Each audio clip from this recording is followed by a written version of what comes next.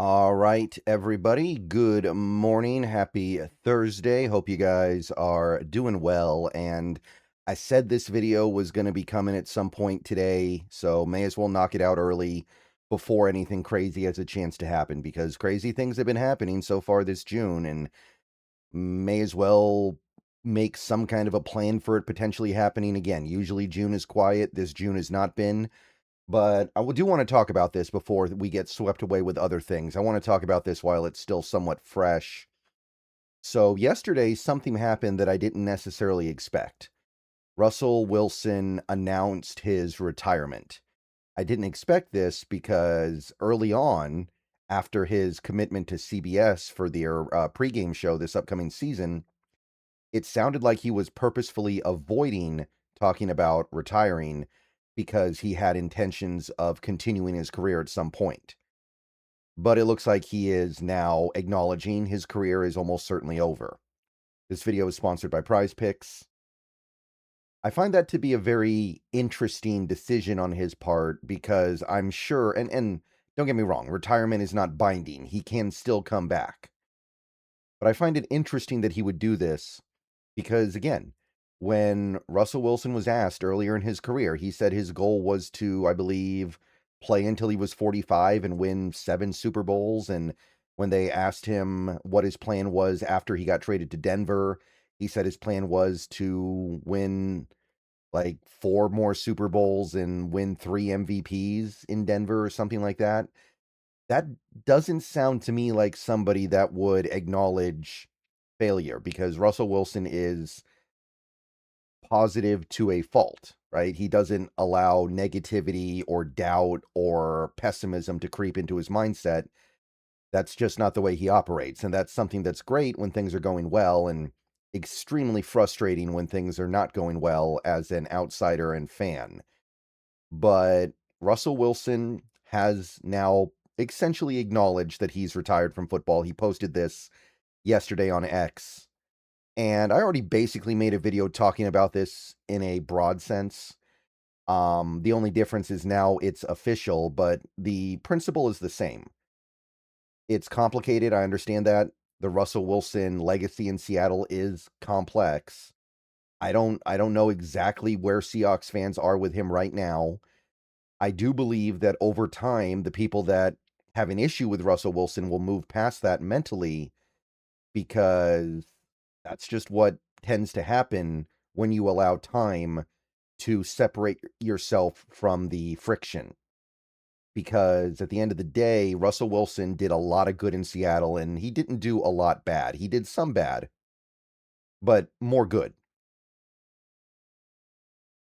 But this video is not really going to be about that. I want to ask a simple question with a complicated answer, and I want to explore it. Now that his career is over, and there's still time for his career to be unover, but for the moment, let's say it's over, is Russell Wilson going to make the NFL Hall of Fame? That's the question I want to explore here, and I'm going to try to do it by comparing him to the quarterbacks in the Hall of Fame.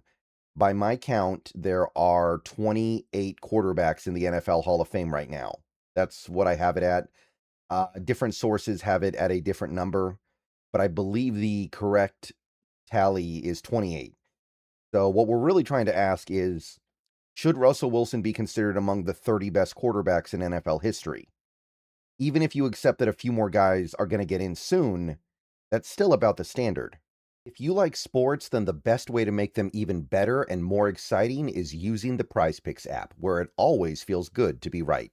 PrizePicks makes daily fantasy simple. Just pick more or less on your favorite players and build lineups with a few taps.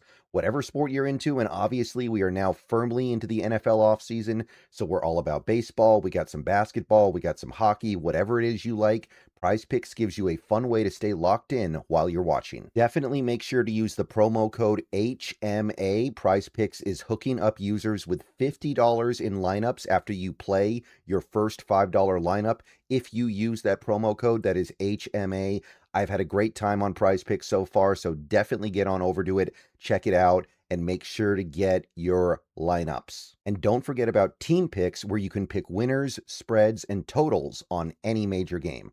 So download the app now, use HMA, and get on over to Prize Picks, where it always feels good to be right. And remember, always gamble responsibly. Here's the thing. Here's what I'm going to say before we get into this in a detailed fashion. An NFL player, or really, I'd say any player, what the Hall of Fame is approval or denial of your resume. It's not about your highlight reel. It's not about how fun you were to watch. It is your resume. Trying to get into the Hall of Fame is essentially submitting your resume to the NFL Hall of Fame and saying, I want in, and then they decide, is this resume good enough? Was Joe Namath a great quarterback? Not necessarily, but his resume was good, so he got in. So we're going to be looking at Russell Wilson's Hall of Fame resume here and comparing it to players that are in the Hall of Fame already. I do have some notes here, by the way, written down, so I'm going to be jumping to my notes every now and then, but I'll try to help you guys follow along on screen. So Russell Wilson, I think we know his career pretty well as Seahawks fans. He put up some good numbers. He is definitely the greatest quarterback this franchise has ever had. He was somebody that put up good numbers pretty much every year of his career. He made the Pro Bowl 10 times. He threw for almost 47,000 yards in his career, mostly in Seattle. There was a little bit of stuff outside of Seattle, but not really anything worth talking about.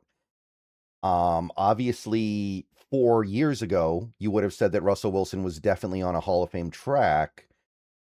But what has happened over the last 4 years, or you could even say 5 years, has been pretty disastrous. He had one pretty decent season in Pittsburgh where he actually even got a little comeback player of the year hype, but it ultimately didn't last. And for the most part, the last, I'd say 4 years, let's just say 4, since he left Seattle, has been kind of a humiliation ritual. It's been brutal. And it does kind of leave him in a little bit of a weird spot here, where once he left Seattle, he was kind of endlessly exposed. And even in the moments where he wasn't exposed, quote unquote, he still was being basically babied. Like, you look at that 1 year in Denver where his numbers were pretty good. Denver made life as easy for him as possible. And there was a lot of stuff going on with that Denver team defensively that kind of sparked that win streak that seemed like things were back to where they were. And then once that defense reverted even a little bit, things just completely spilled the other way. So the last 4 years have been bad, but I do want to say this before I go any further. I don't really think you can play your way out of the Hall of Fame. I think once you're in, you're in. If it is possible to play your way out of the Hall of Fame, I would say that Russell Wilson has probably done it over the last 4 years, but I don't think that's a thing. I think that what the last 4 years have done is kind of turned Russell Wilson into a joke. There are people who don't remember how good he was now because of that. Like, I remember a few years ago, they were showing a graphic on screen during a football game showing the all-time NFL leaders in rushing yards for quarterbacks. And it was, Vic, Lamar, Cam Newton, and Wilson. And I remember the image circulating on X and well, back then maybe it was even called Twitter. I'm not 100% sure. I think it was X. But people were like, man, we got to get Russell Wilson off that list. That's embarrassing that he's up there with those names. And it does speak to how I think people forgot how good he was because he played for so long while being not a very good quarterback. That's the cost. But 5 years from now, I don't think people are going to be caught up in that, especially not Hall of Fame voters that understand they have a responsibility to look at the man's whole career. So the last 4 years made Russell Wilson the subject of ridicule and mockery. I don't think it cost him the Hall of Fame. But that is not the only thing to be considered here. We have to ask ourselves, was the first 10 years Hall of Fame caliber? So in my mind, when I think about stuff like this, I look at 3 things. First one is peak. And to me, this is probably the biggest one in football, especially. But how good were you at your peak? When you were at your best, How good were you? Were you ever at any point in your career the best quarterback in football? And if not, were you at least extremely close? 18 of the 28 quarterbacks in the NFL Hall of Fame have won at least one MVP. And there are 4 quarterbacks, by the way, that have won MVP without making the Hall. Ken Anderson, Boomer Esiason, Roman Gabriel, and John Brody. So winning MVP doesn't necessarily mean you're actually going to be a Hall of Famer, but it's a pretty good start. And this is where the problems start for Russell Wilson. Russell Wilson never won MVP. Russell Wilson never got a single MVP vote. And even if you want to expand the criteria a little bit, Russell Wilson also never made first team All-Pro. He made second team All-Pro one time in his career, 2019. And that year, MVP was, I believe, unanimous for Lamar Jackson. So it did not come together for Russell Wilson to ever be crowned the best quarterback in football for any one season.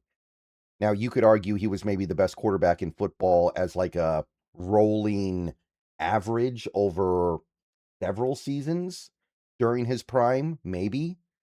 That's a little bit harder to argue, though. That's a little bit more abstract. There's nothing that, like, punches that in and confirms that beyond any shadow of a doubt. But you could maybe spin the argument that if you take several seasons, you could get to a place where he was the best. He was better than anybody over, like, a 3 or 4 year span. It's hard.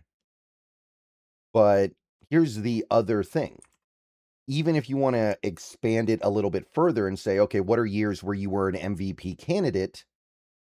Again, Russell Wilson never got an MVP vote. You can say he was on the fringe of being a candidate a few times, but he was never a serious threat to win NFL MVP because no one ever voted for him.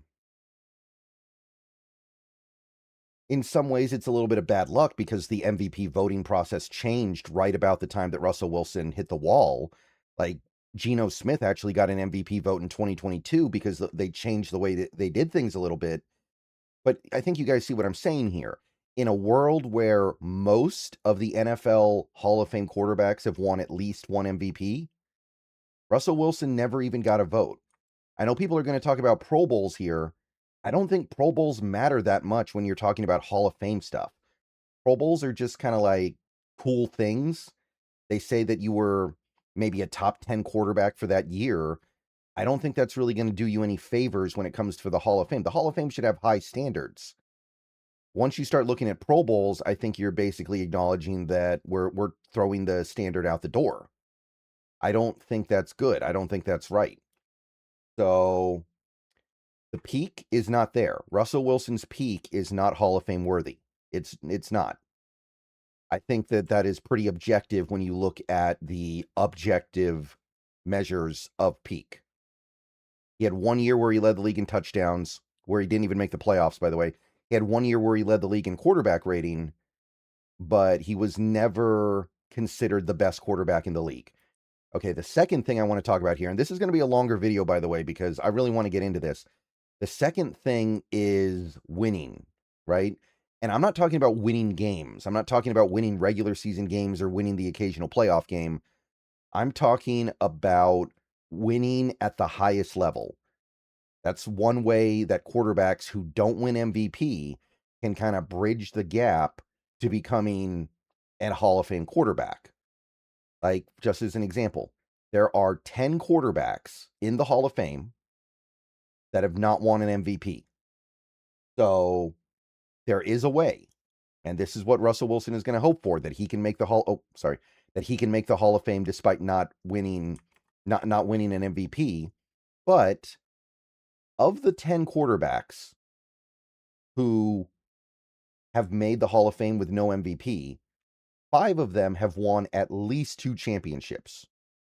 Troy Aikman, Len Dawson, Bob Greasy, Bobby Lane, Roger Staubach. So half of those quarterbacks are multiple championship winners, either Super Bowls or their equivalent, right? By the way, that doesn't guarantee you anything. 3 quarterbacks have no MVPs, 2 championships. and are still not in. Eli Manning, Jim Plunkett, and Phil Simms. Although Phil Simms' case is weird because he was injured and did not play in the second Super Bowl the Giants won with him. But still, no guarantee even then. And this is where things, again, get a little bit dicey. Russell Wilson has won a lot of regular season games, 121. He didn't really add to the total as much as he would have liked to in the last few years of his career. But I don't think that one championship is really going to move the needle. There are plenty of quarterbacks in NFL history that have no MVPs, one championship, and no one's thinking about them for the Hall of Fame. Now, Russell Wilson certainly has more volume and has done more than a lot of them, but I don't believe that those things are going to be remembered by the NFL at large. It might be remembered by us. Like, if you are a Seahawks fan, you probably remember things like in 2017, his game against the Houston Texans, right? You probably remember some of his games in 2019, like the one against the Tampa Bay Buccaneers. You probably remember in 2019 his game, the first game, I think that was, no, it was 2019 after Paul Allen, like the Paul Allen tribute game, the game against the Rams. We remember these things because we are Seahawks fans. I don't know if the NFL at large, Hall of Fame voters that have to look at the whole league are going to remember that all that well, right? So I don't think that winning one Super Bowl is going to push him over either. So we don't have peak and we don't have winning.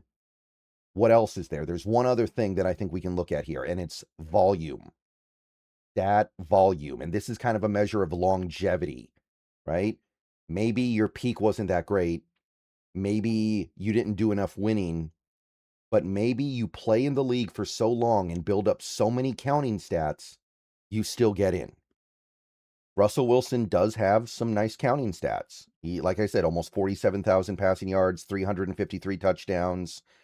He's got a very good touchdown to interception rate. He's thrown the ball over 6,000 times in his career. He's got volume. He puts up numbers. He's played long enough to warrant consideration there. But let's take a look at some of the quarterbacks that have gotten into the Hall of Fame based on volume stats. We're really looking at 5 players now, right? There are 5 quarterbacks that have made the Hall of Fame without winning MVP and winning either no championships or one championship. Those 5 quarterbacks are Drew Brees, Dan Fouts, Jim Kelly, Sonny Jurgensen, and Warren Moon. Those 5 quarterbacks were able to get into the Hall of Fame even though they didn't have an undeniable peak, and they either won no or one championship. Like Brees and Jurgensen have one championship each, but when they retired, they had elite volume. Brees, when he retired, was first all-time in passing yards and second in touchdowns. Sonny Jurgensen, when he retired, was fourth in yards, passing yards, and third in touchdowns. Obviously, Jurgensen's nowhere near that now, but that's because time has passed. At the time Jurgensen retired, he was one of the all-time greats when it came to putting up big volume stats. And then you have Dan Fouts. Dan Fouts, no MVPs, no championships, but Dan Fouts retired second all-time in passing yards, fourth all-time in passing touchdowns. Elite volume. Warren Moon, same thing. Third in passing yards when he retired, fourth in passing touchdowns when he retired. So those guys got elite volume counting stats that put them over the top. And I think that's the main reason why they are ultimately in the Hall of Fame. Those stats got so gaudy, they could not be ignored. Where's Russell Wilson here? He retired yesterday. He is 16th in passing yards right now, 16th. And he is 12th in passing touchdowns. So it's not the same. Those guys we just talked about, they were top 4 in those volume stat categories. Top 4, in the case of Brees, top 1. He was probably the all-time quarterback stat king at the moment he retired.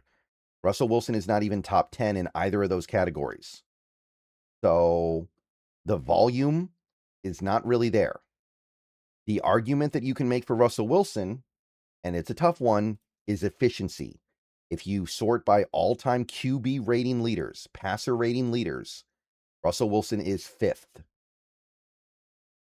The issue is, you look at this list, and it's not the same, man. It's not the same. Like, you look at these lists, most of the guys at the top are Hall of Famers or future Hall of Famers, right? Like Eli Manning's the guy who might get left off at this point, but at this moment, he's actually not in the top 10. So it's not even that's kind of dicey. And Eli probably gets in eventually anyway. You look at this list, you've got like, okay, Lamar, Rodgers, Mahomes, they get in eventually, but Joe Burrow, not right now. I don't think so. Deshaun Watson, no.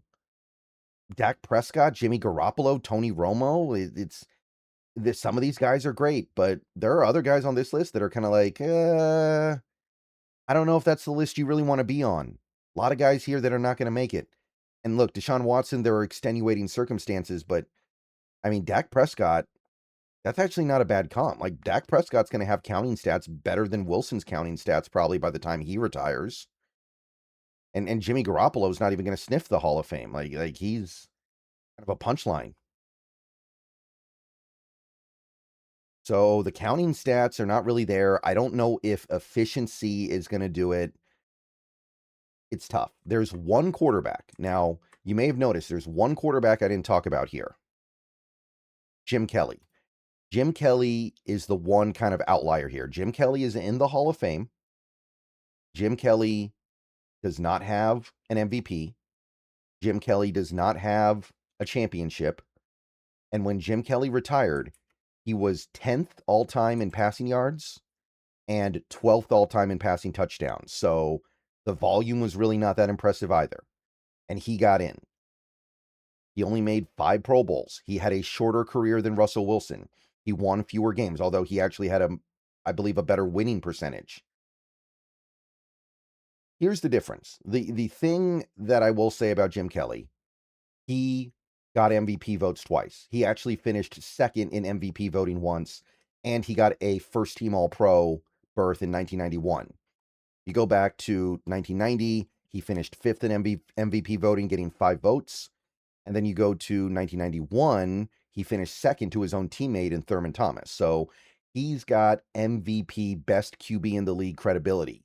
You could make a pretty good argument that in 1991, Jim Kelly was the best quarterback in football, and the league generally honored him as such. They made him the MVP, second place. They made him second place Offensive Player of the Year, and they made him All-Pro first team.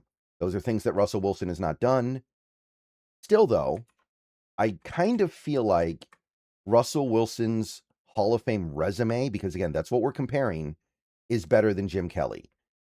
And that's kind of what I want to end this video on. Because based on everything I just said, the answer is no. Russell Wilson is not a Hall of Fame quarterback. Based on the standard established by the 28 quarterbacks currently in the Hall of Fame, he doesn't quite get there. He doesn't. At least if you're trying to be clinical about this. But I do want to end this on a note of how he could get in with it making sense. Because at the end of the day, he's going to be remembered as a Seahawks quarterback, clearly. He's not going to be remembered as a Bronco. We know that. He's not going to be remembered as a Steeler or a Giant. He's going to be remembered as a Seahawk. So even if you're not a big fan of him, you should still probably want him to get in, because whatever bumps there may have been, that's our guy. So as a Seahawks fan that has a lot of problems with the way Russell Wilson handled the end of his Seattle tenure, and believe me, there are problems, I still want him to get in. So here's what I'm going to say. I think that Russell Wilson has a stronger Hall of Fame resume than Jim Kelly. I think he's probably the only quarterback in the Hall of Fame that I can say that about, but I do think you can say it. I think that every other quarterback does have a better resume. Troy Aikman, Kurt Warner, Joe Namath. I think that as much as people rag on those quarterbacks sometimes for being unworthy of the Hall of Fame, their resume kind of demands it. But I do think that Wilson's resume is better than Kelly. So that's number one. Even with the MVP votes, I still think there's at least an argument there. The other thing, the next thing rather, is maybe Russell Wilson's Hall of Fame resume is boosted by all the years he had where he didn't become a true MVP candidate, but he was kind of close to becoming one. I'm talking about 2015. I'm talking about, to a certain extent, 2017, although I'm not a huge fan of that season. I'm talking about 2018, 2019, at first 2020. These are years where he never got the MVP vote, but he was close to getting one. He was on the list, right? On some level, he did kind of get unlucky because he had his best years in seasons where other quarterbacks were pretty clearly better. So maybe that adds up to a point where it's worth one MVP award, even though he never got the vote. Because a lot of quarterbacks that never got MVP votes don't have that. They don't have a bunch of years where they put up MVP caliber numbers and just didn't quite get the didn't actually quite bring it home, right? Like Drew Bledsoe doesn't have that, right? So that's number 2. Number 3, and this is going to be kind of important, the dual threat thing. One area where Russell Wilson is very impressive statistically is rushing yards for a quarterback. He's currently 4th all time. He is one of 4 quarterbacks with more than 5,000 yards, although that's going to change very soon here with Josh Allen. So you look at this and it's like, okay, it's not a great list, right? Like Michael Vick is not going to be a Hall of Famer. Cam Newton's, I don't think, will be a Hall of Famer. Randall Cunningham will not be a Hall of Famer. So it's not like making this list on its own is going to get you there, but Russell Wilson is probably the best passer of anybody on this list in the top 5, right? Like Michael Vick was a pretty bad passer. Cam Newton, very flawed passer at the very least, right?